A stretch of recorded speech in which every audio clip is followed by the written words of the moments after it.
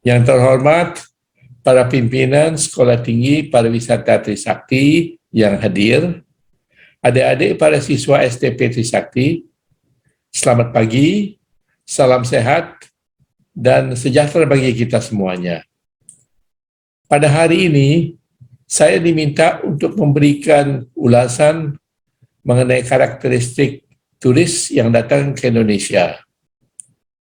Dalam mencari tahu mengenai karakteristik turis tersebut, saya telah mempelajari berbagai literatur dan berkesimpulan bahwa pada umumnya turis kebanyakan karakteristiknya ditentukan oleh tingkat perekonomian di negara dan di wilayah dari mana turis tersebut datang, dan juga oleh pendapatan perorangannya yang selaras dengan tingkat perekonomian di negaranya. Dalam hal ini, saya menemukan dua kelompok tingkat perekonomian yang mencerminkan tingkah laku turis tertentu di masing-masing kelompok tersebut. Kelompok pertama adalah negara-negara dengan tingkat perekonomian menengah ke atas yang terletak di belahan dunia yang sering disebut wilayah barat.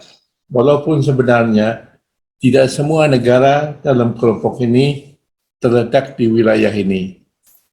Turis dari negara-negara di wilayah ini pada umumnya memiliki tingkah laku wisata tertentu yang dibentuk oleh tingkat perekonomian di negaranya, di wilayah yang bersangkutan, dan pendapatan perorangannya yang selaras.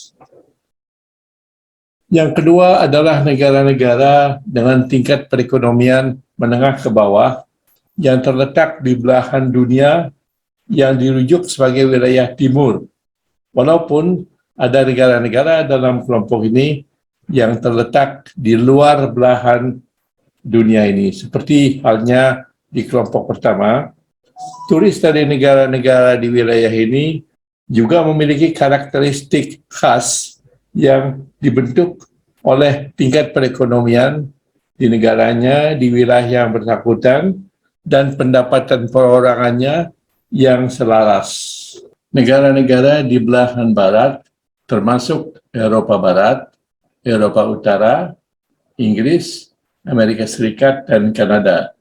Sedangkan negara-negara di belahan timur, antara lain adalah negara-negara di Asia, termasuk India, China, dan Vietnam. Negara-negara di Eropa Timur, seperti Bulgaria, Bosnia, Serbia, Kroasia, Rumania, dan sebagainya. Dan juga kebanyakan negara-negara di Timur Tengah, kecuali Abu Dhabi, Qatar, Dubai, dan negara-negara Uni Emirat.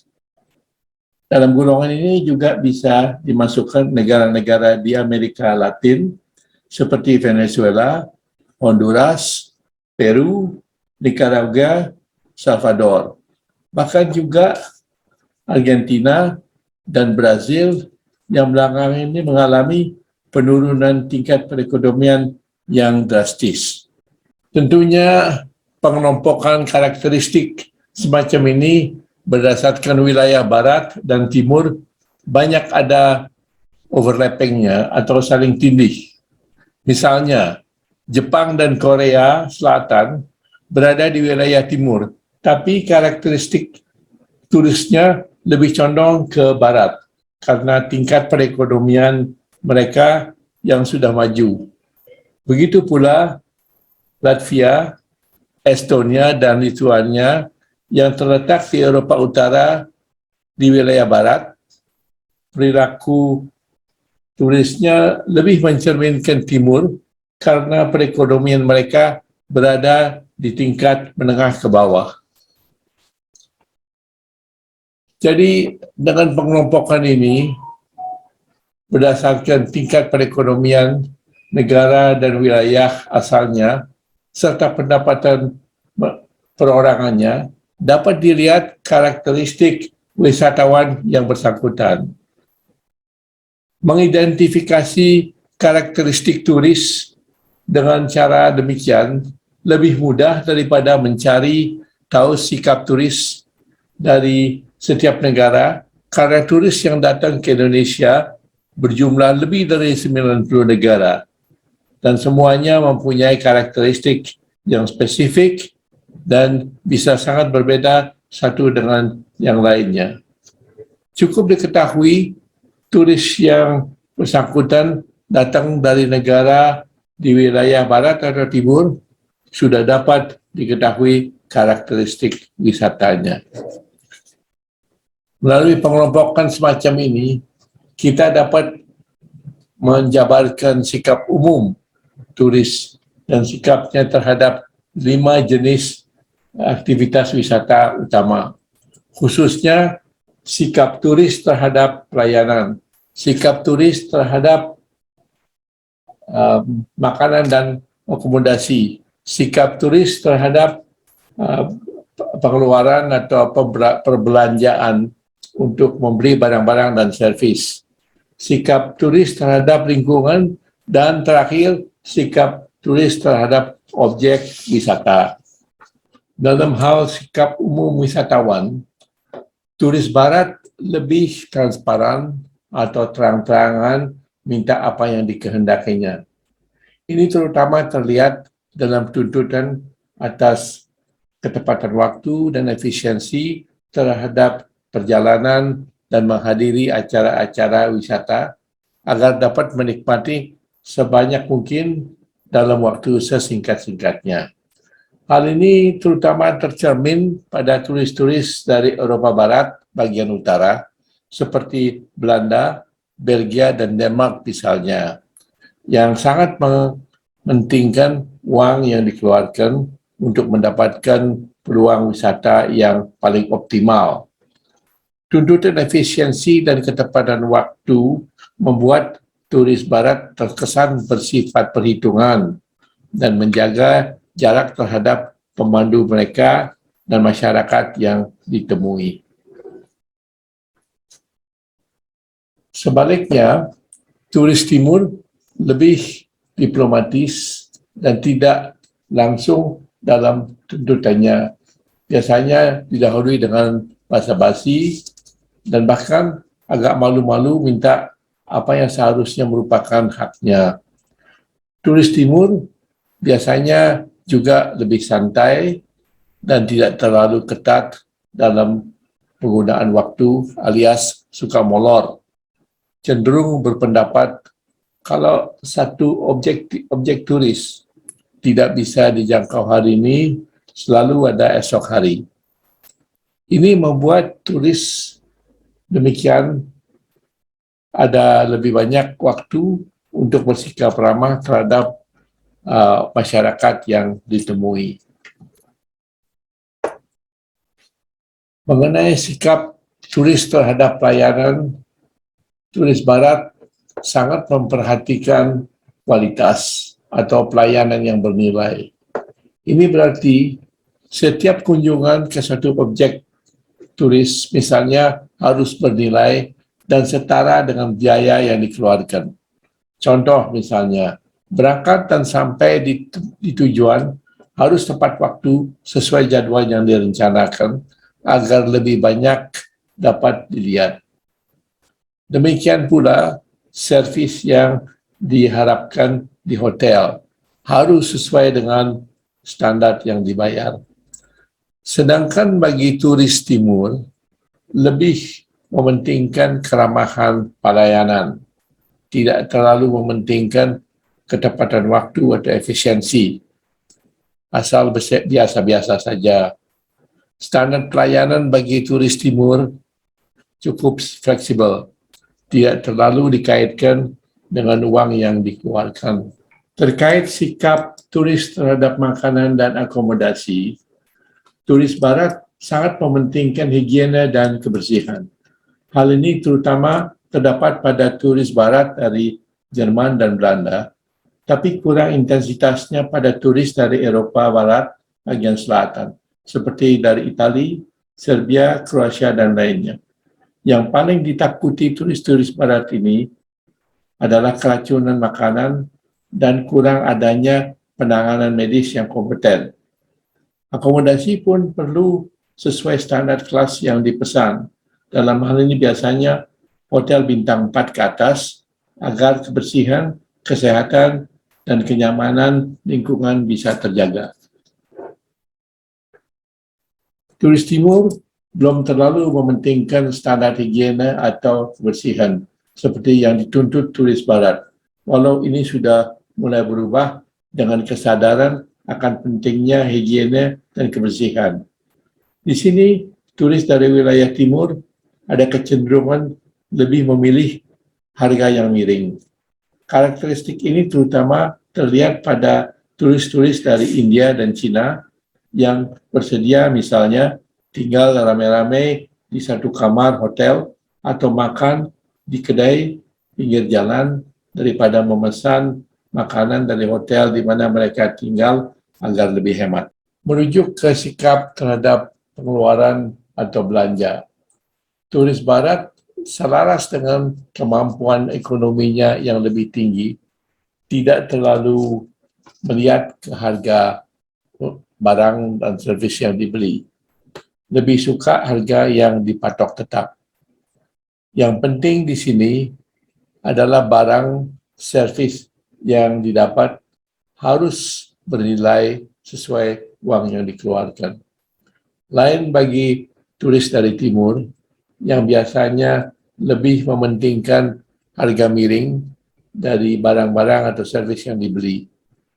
Bagi turis demikian, kualitas barang atau servis yang dibeli, kualitasnya bisa kompromi, asal mendapat diskon yang sebesar-besarnya. Hal demikian mungkin karena aspek tingkat perekonomian mereka lebih rendah dari turis barat. Tapi bisa jadi juga karena sifat suka tawar-menawar, terutama kelihatan jelas pada turis-turis dari Timur Tengah, Cina, dan India.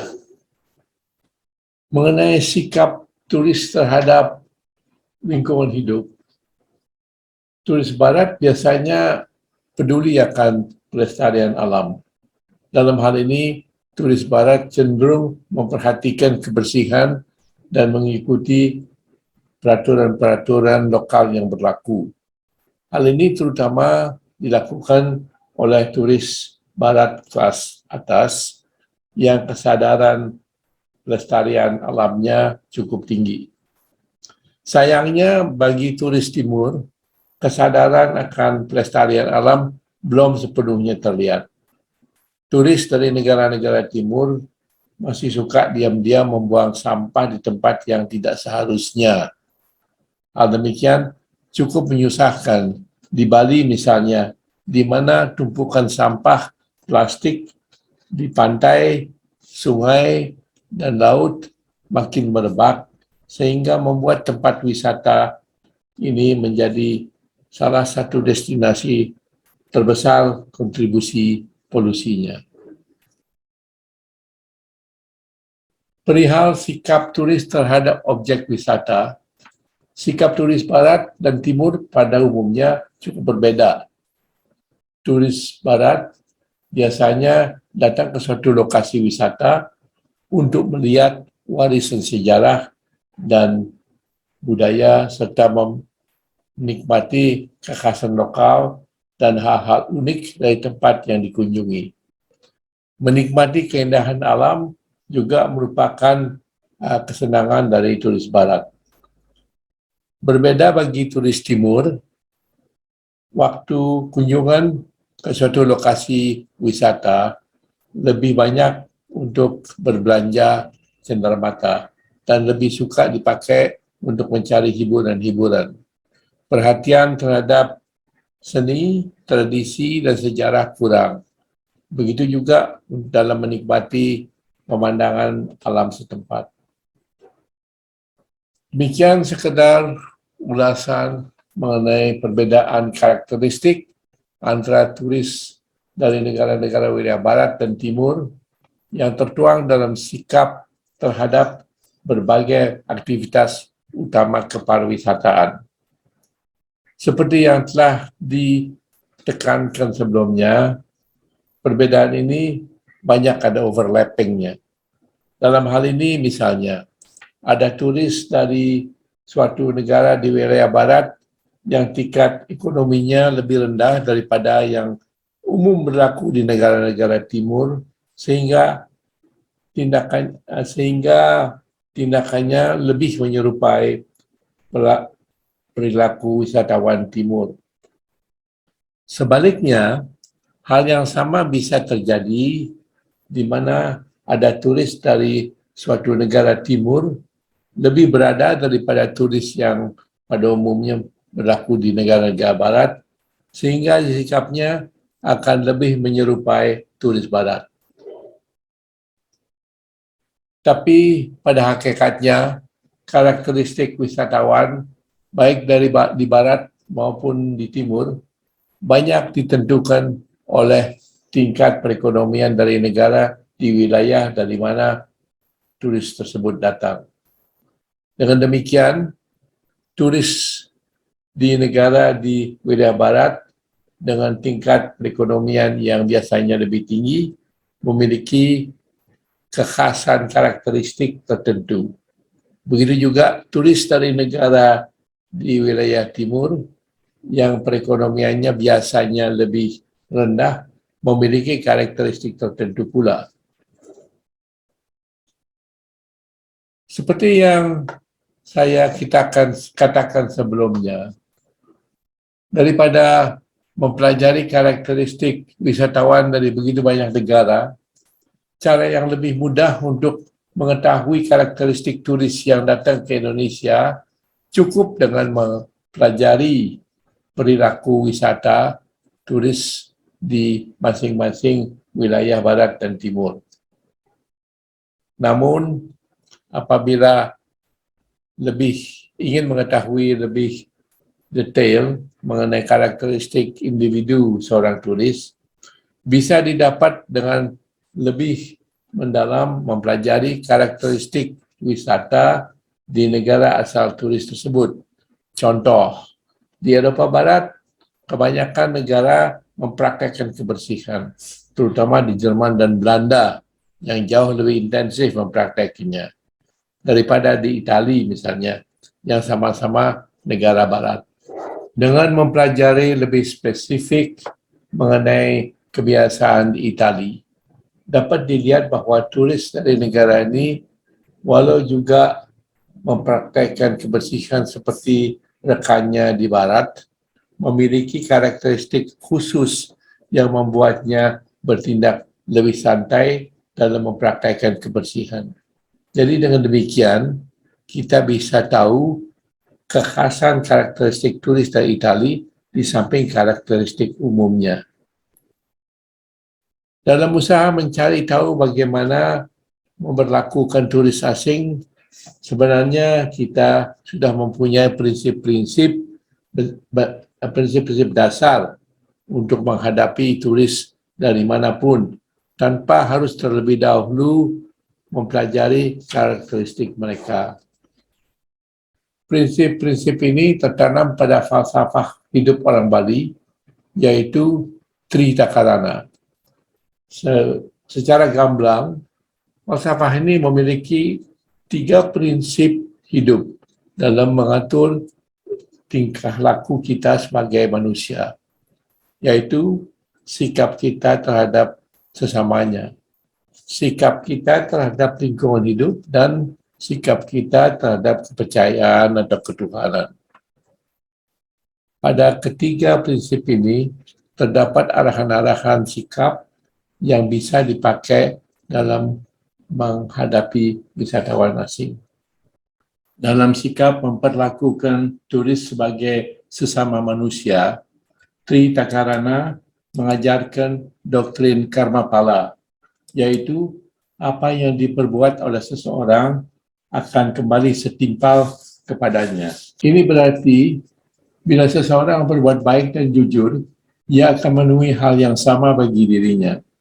Begitu juga ajaran Tat Tuam Asih yang mengatakan, kamu adalah aku dan aku adalah kamu. Kedua ajaran ini bisa menjadi pedoman bagaimana kita memperlakukan wisatawan asing dengan baik dan jujur tanpa harus terlebih dahulu tahu karakteristiknya, karena tingkah laku kita sudah akan sama dengan tingkah laku mereka.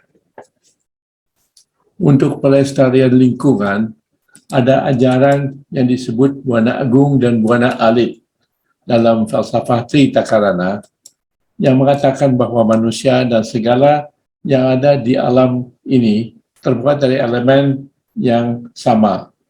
Dari itu manusia dan alam harus saling menghargai karena masing-masing memiliki kedudukan dan derajat yang sama. Ini selaras dengan pandangan kebanyakan wisatawan, terutama dari Barat, yang memperhatikan pelestarian lingkungan sehingga keselarasan bisa dijalin dengan turis-turis demikian. Dengan begitu, Tritakarana sebenarnya merupakan falsafah universal yang turun-temurun dan yang pernah dianut hampir seluruh umat manusia di dunia. Tidak asing lagi dan memiliki prinsip-prinsip hidup yang bisa dipakai dalam perilaku terhadap wisatawan asing. Jadi tidak perlu susah-susah mempelajari karakteristik turis asing untuk mengetahui bagaimana memperlakukannya. Intinya, Tritakarana dengan ajaran-ajaran falsafahnya adalah warisan sejarah dan budaya kita yang memiliki ajaran-ajaran yang lengkap bagaimana bersikap terhadap wisatawan asing dari segala penjuru dunia dengan bertindak selaras dengan harapan dan perilaku mereka, sehingga tidak perlu sebelumnya mempelajari karakteristik wisata mereka. Karena pada hakikatnya perilaku kita sudah akan sama dengan perilaku mereka. Inilah bekal hakiki kita dalam mengelola pariwisata Indonesia yang merupakan aset bangsa. Demikian ulasan pendek saya mengenai karakteristik turis asing yang datang ke Indonesia. Berikut ini saya jabarkan sekedar ringkasan mengenai ulasan tersebut yang mungkin bisa dipakai sebagai referensi. Terima kasih.